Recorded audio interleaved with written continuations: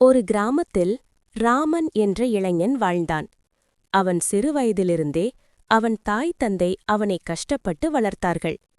வயலில் வேலை, கூலி வேலை என எதையும் செய்ய தயங்காமல் என் மகன் நல்ல நிலைக்கு வரணும்னு ஆசையோடு அவனை படிக்க வைத்தார்கள்.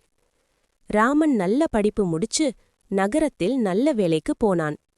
வேலை, பணம், அந்தஸ்து வந்ததும் அவன் மனசு மாற ஆரம்பிச்சது. இந்த கிராமம், இந்த ஏழை பெற்றோரெல்லாம் என் வளர்ச்சிக்கு தடையா இருக்காங்கன்னு நினைக்க ஆரம்பிச்சான். ஒரு நாள் அவன் பெற்றோர் அவனை பார்க்க நகரம் வந்தார்கள். பழைய உடை, நடுக்கம், பயம் கலந்த முகம். ராமன் அவர்களை பார்த்ததும் முகம் சுளிச்சான். நீங்க இங்க இருக்க வேண்டாம், எனக்கு இங்க மரியாதை இருக்குன்னு கடுமையா சொன்னான். அந்த வார்த்தைகள் தாய் தந்தையின் மனசை குத்தின மாதிரி இருந்தது. ஒன்னும் பேசாமல் கண்களில் கண்ணீர் மட்டும் வைத்து அவர்கள் கிராமத்துக்கு திரும்பினார்கள். நாட்கள் ஓடின.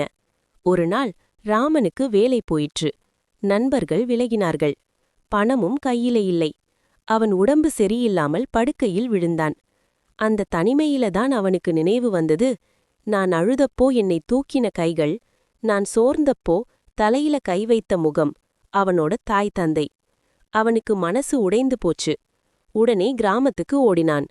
வீட்டுக்குள் நுழைந்ததும் வயதான தாய் தந்தை அவனை பார்த்து அதிர்ந்தார்கள்.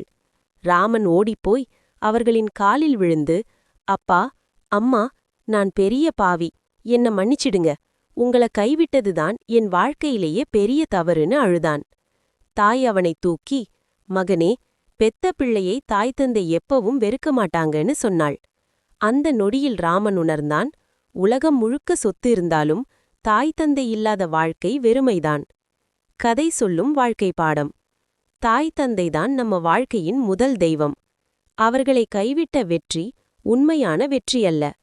மன்னிப்பு கேட்க தாமதமானாலும் உணர்வு வந்தால் வாழ்க்கை மாறும்.